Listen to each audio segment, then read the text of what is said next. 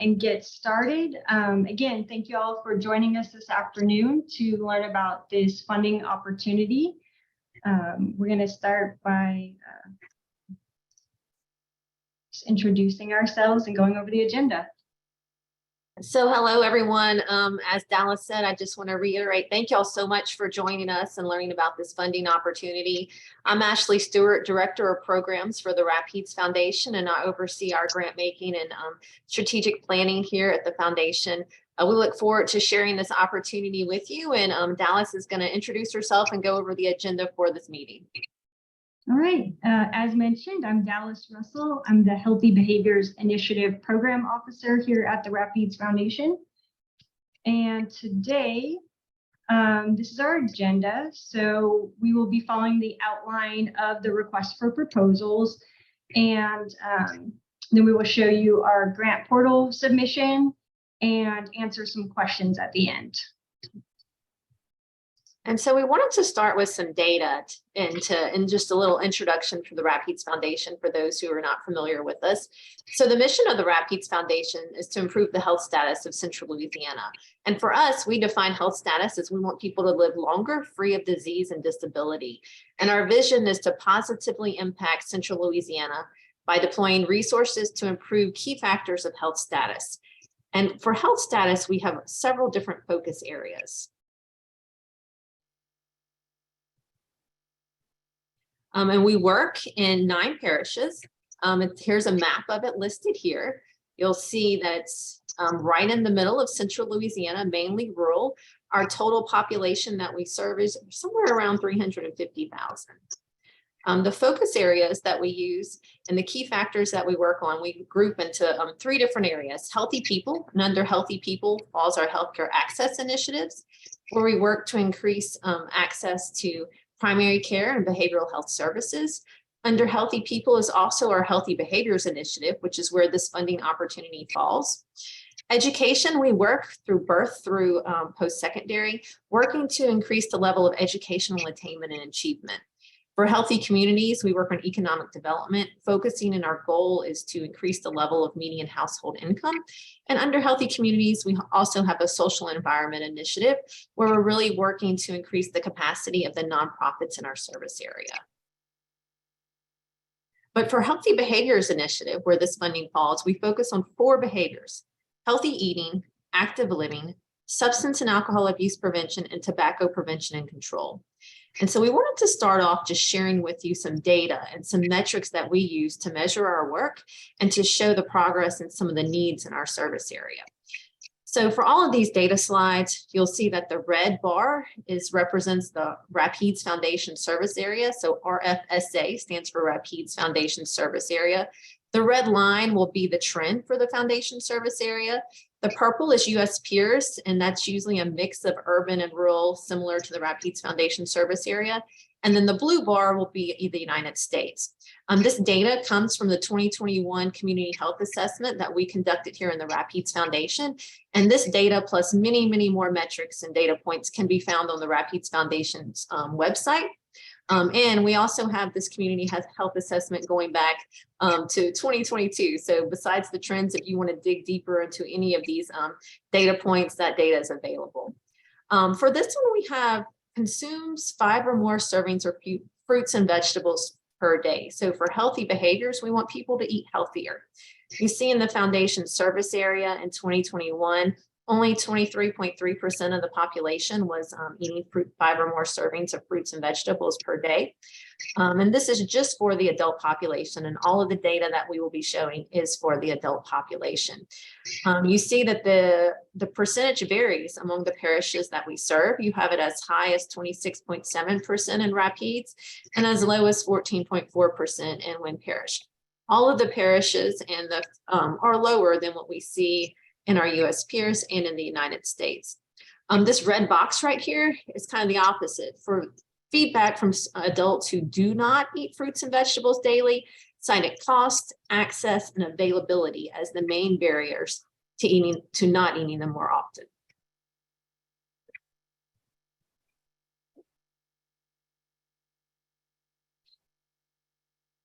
And Dallas, I might have to have you do the slides because they're delayed for me. Thank you. So the next behavior we look at is physical activity. So this slide shows the percentage of adults in our service area that are meeting the physical activity recommendations. The definition of physical activity requirements changes quite often. So every 3 to 5 years, the CDC will redefine what is recommended for physical activity for adults. And so this is an ever-moving target. But in 2021, you will see the yellow highlighted section is the definition for the guidelines for physical activity.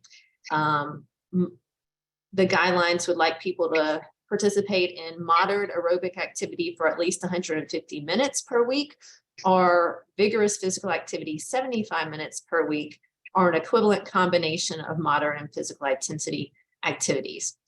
You will see that in 2021, 18.5% of the population met the physical activity recommendations. We have not seen much change since 2018 and actually went down slightly. And again, if you look at the parishes and if you're looking at specific populations or geographic areas to target, this could help you to see if there's some areas that need more help than others. Next up is excessive drinking. That third behavior was to address substance and alcohol abuse and to prevent substance and alcohol abuse. In the foundation service area, 19.6% of the population reports excessive drinking. And again, you will see that the yellow highlighted defines what excessive drinking is. It looks like it's those who drank more than 2 drinks per day on average for men, or more than 1 drink per day on average for women, or who drank 5 or more drinks during a single occasion for men, or 4 or more drinks during a single occasion for women during the past 30 days. You'll see again, it varies for all of them. For this particular one, we're actually lower than the US and Louisiana and have seen a decline since 2018.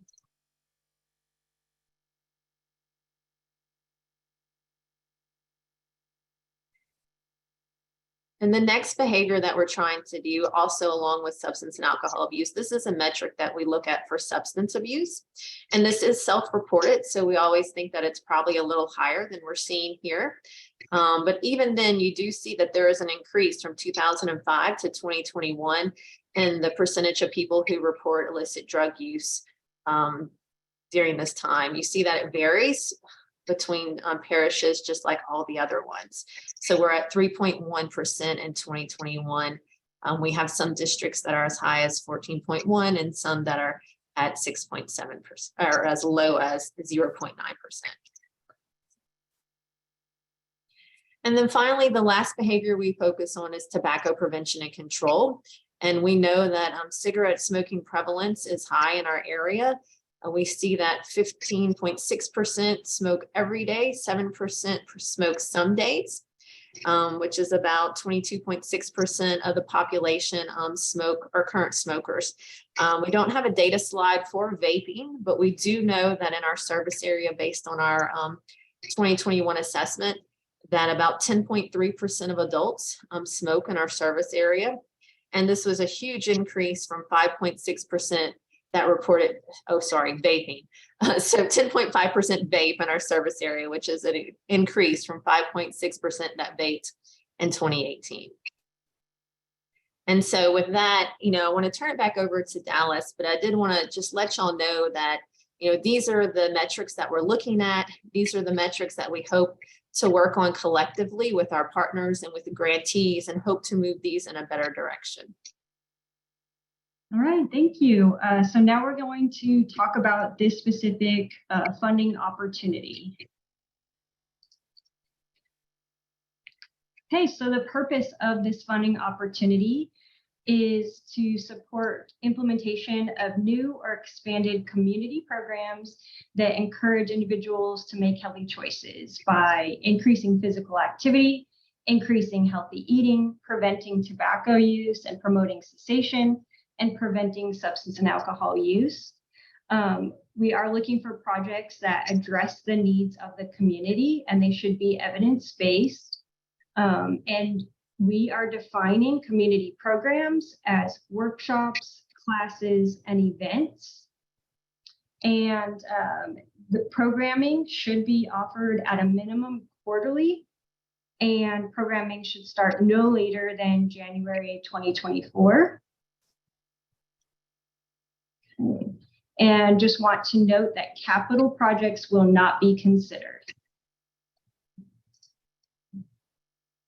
On page 2 and 3 of the request for proposals, you'll find this list of strategies and potential ideas and activities that you can consider to increase consumption of healthy foods, increase participation in physical activity, reduce substance and alcohol abuse, and reduce tobacco use and prevent initiation. So we just would encourage you to look a little bit closer on that request for proposal to maybe get some ideas. We wanted to note that we are defining healthy food as fruits and vegetables and minimally processed foods. And also, just another note, although marketing campaigns are allowable, they have to be done in conjunction with a program. They wouldn't be considered on their own.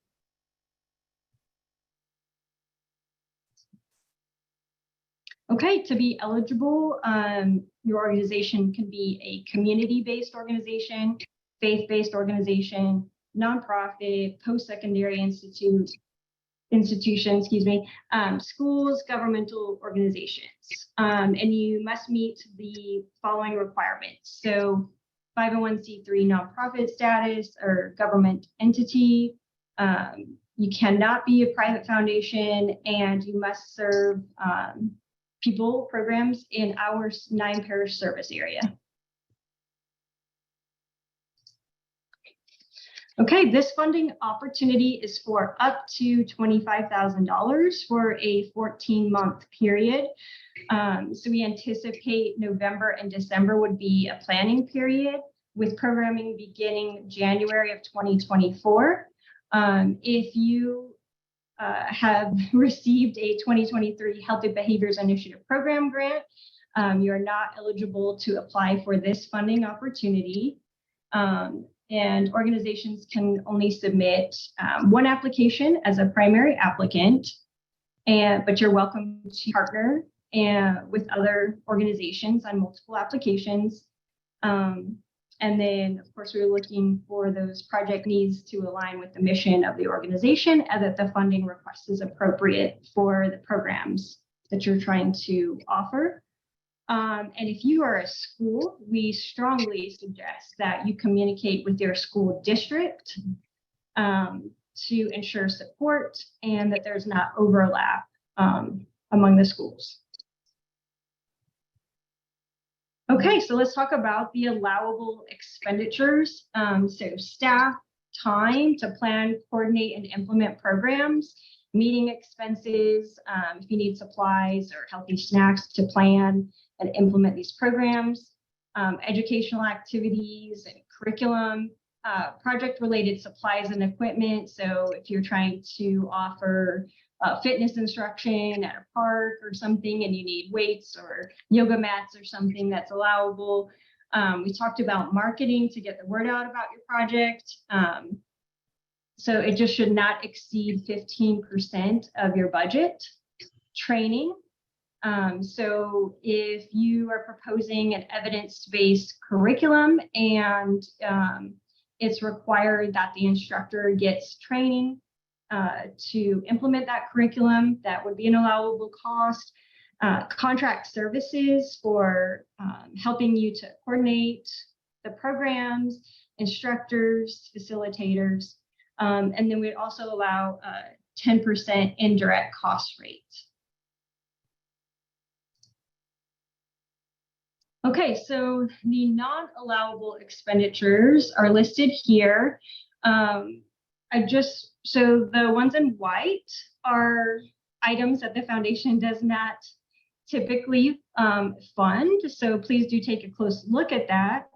But I'm just going to bring your attention to the items highlighted in yellow because those are unique to this opportunity.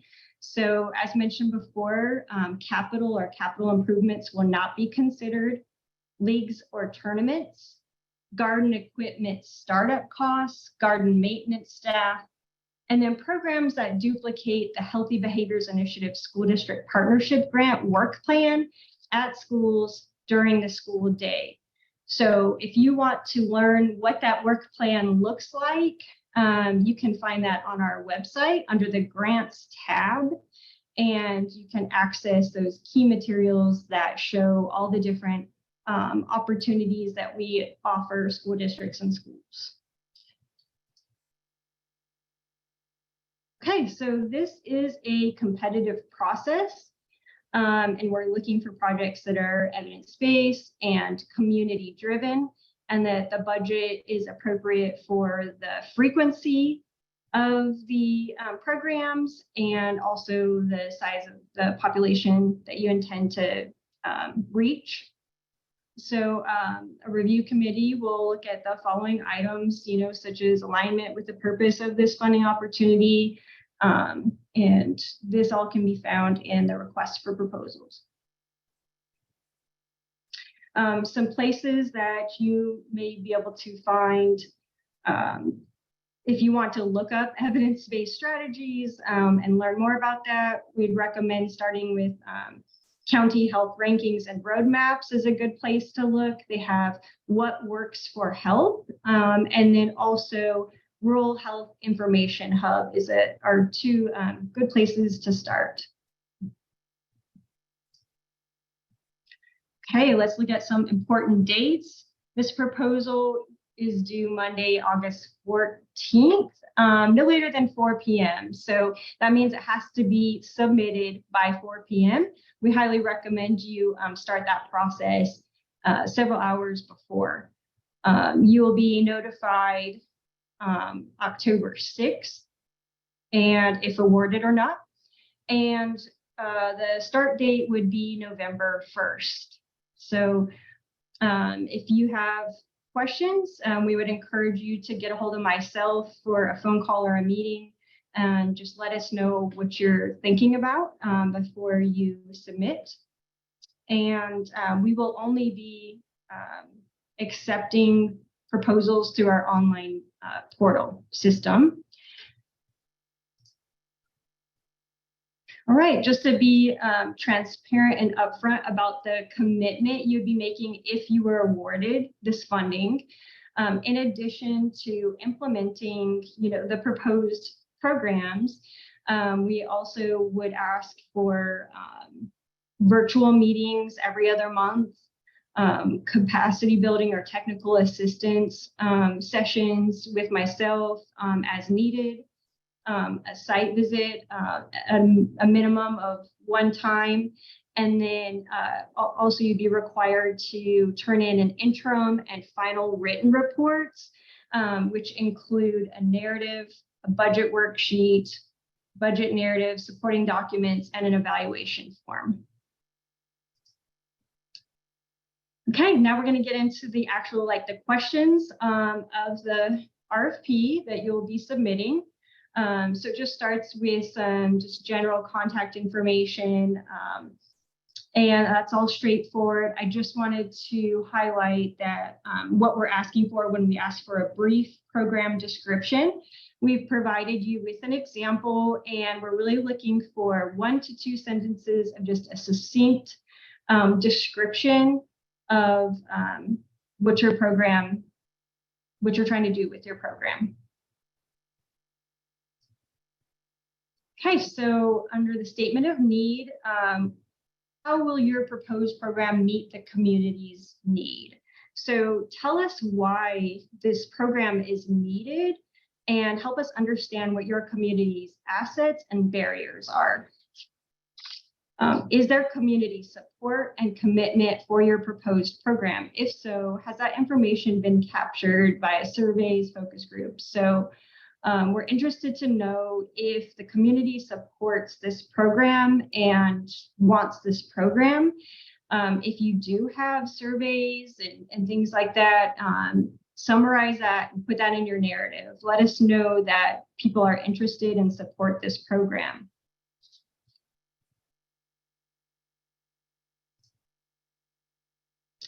Okay, so the program plan, right here, we're looking for a very clear description of what you want to do. So let's start off with the first, tell us, are you trying to do classes, workshops, events, or a combination of those things? When we ask when the program will be offered, so is that weekly? Is that monthly? Is that quarterly? Do you have, if you know, like what day of the week, just any kind of details you can offer to paint a picture of what will be happening. Who will implement the program? So do you have somebody on staff? Are you going to be contracting with a personal trainer? Just tell us who's going to be involved in actually making those programs happen. And then where will the program be offered? So which town, which parish, but also, is this going to be at a park? Is this going to be at multiple parks? Is it going to be at a community center? Where are they going to take place?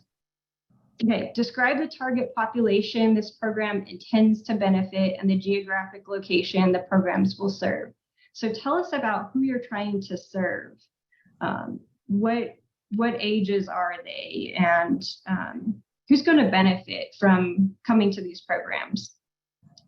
What is the marketing and engagement plan to get volunteers, participants, and partners involved? So what will you be doing to ensure people will come and take part in these programs you'll be offering?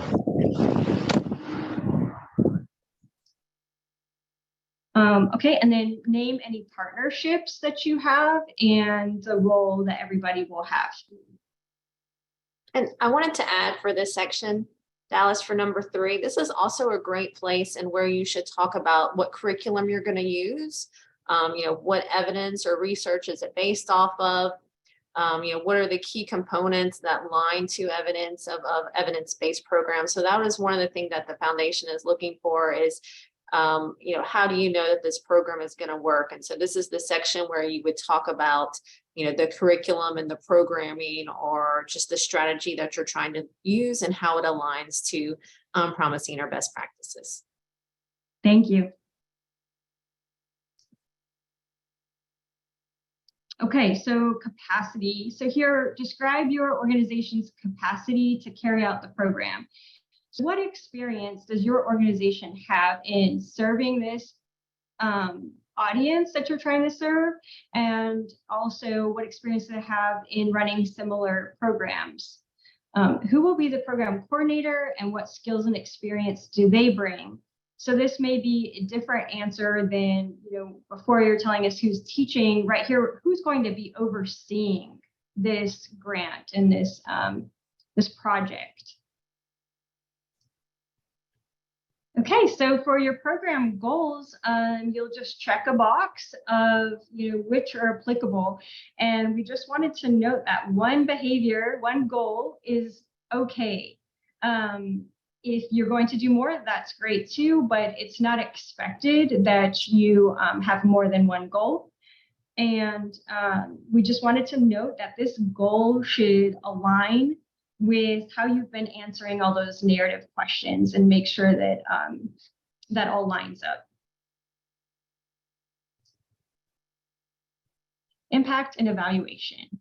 So for this, we're looking for a number. How many people do you anticipate will directly benefit from your proposed program? So how many people do you think at the end of the year you have served? And if you are proposing multiple programs, break that up for us and let us know, you expect so many for workshops and so many for classes. And what are the potential benefits of the proposed program? So what are the outcomes that you're looking for? Okay, and then we will ask of you to check a box agreeing that if you are funded, the foundation will provide you with some tools to collect outputs and also some behavior change. So that's something that the foundation would provide and work with you on. So it's probably taking attendance at these activities and also probably asking people about, their knowledge and skills and if they have changed over time by being a part of these programs. Okay, so for sustainability, we are asking you, what does success look like after the grant period? So what skills do participants now have and our staff? So here's some examples.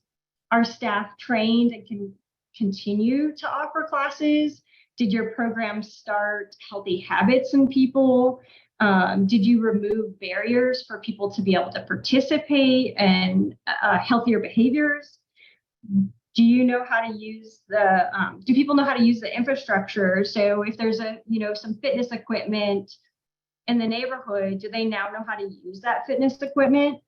Have you increased quit attempts for tobacco use? So just tell us, what does that look like? Okay, so then you will need to write up a budget narrative. This will be a separate document that you'll create in Word and upload into the portal. So you won't type this directly into the portal. We've provided an example of what that might look like and how much detail we're looking for on our website. Here is a list of other attachments, and we're going to just briefly look at those in a minute. So work plan timeline template, and these are all the templates are found on the website. A budget worksheet, which is an Excel file. We're asking that you provide your 501c3 designation letter or a comparable document based on what kind of organization you are. Some financial information, IRS 990, etc. A list of board members, and then there's a signature page that will need to be signed and uploaded. Okay, so here's some supporting documents that are optional, but highly encouraged. So letters of support from the community and people, partners and people you're trying to serve, staff resumes or short bios, job descriptions for anticipated staff. So if you plan to hire people, what are the skills you're going to be wanting them to have? And then that community feedback that we talked about at the beginning, if you have that, share those surveys and things with us. Okay, so this is the work plan and timeline that you can download and complete, and then you'll upload into the portal. So you'll put your program goal, your organization, the coordinator name. You're just going to put the major activities and tasks, start and end date, person responsible, and don't forget to fill out this column over here that's expected outputs. So these are numbers. They're products of activity. So how many workshops? So if one of your major activities is to offer healthy eating workshops, how many workshops? And how many people do you think you want to come to each workshop? So that's the kind of stuff you'll put in that expected outputs column, and there is an example in that box. Okay, this is what the Excel budget worksheet looks like. And this template can be found on our website. I've highlighted just a red box around the Rapides Foundation column. That's where you're going to put your ask. The green rectangle is the other sources in kind. So if you're going to be contributing, if your organization is going to be providing time or space, or other partners are, please add that in to show that community buy-in.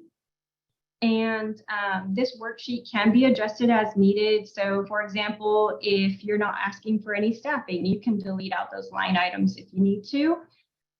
Please do check the formulas before you turn it in. And that's it on that. Okay, and then here's the signature page that you'll be turning in as well. Okay, next we're just going to show you the submission process. Our website has been updated recently, so I just want to note that if you've been a grantee in the past, typically you've been able to find the login at the top of the website. It is now at the bottom of the website. So if you go to the Rapides Foundation website and you go to the grants tab, and then you find the mini grant opportunity, you will find the submit a proposal where you can click this button to start a new application or return to your application. And right below that is going to be where you're going to find all of your key materials.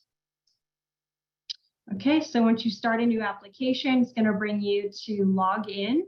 If you have an account, you can sign in. If you don't, you can just click on that new applicant link. Once you get in, you're going to have to answer a series of eligibility questions about your tax status and where you intend to offer your programs. And then page 1 is going to just be an overview. Page 2, you're entering in that contact information, your program description. Page 3 is where you get into your narrative questions. And we do highly recommend that you type up your narrative in a Word document and then copy and paste that into the grant portal. Page 4 is where you're going to add in all those attachments, starting with that budget narrative. And your supporting documents, if you have those, they'll be on this same page as well. Page 5, you'll just review and it'll show you if there's problems, and then you can hit submit. Okay, now we're open for questions. So if y'all just want to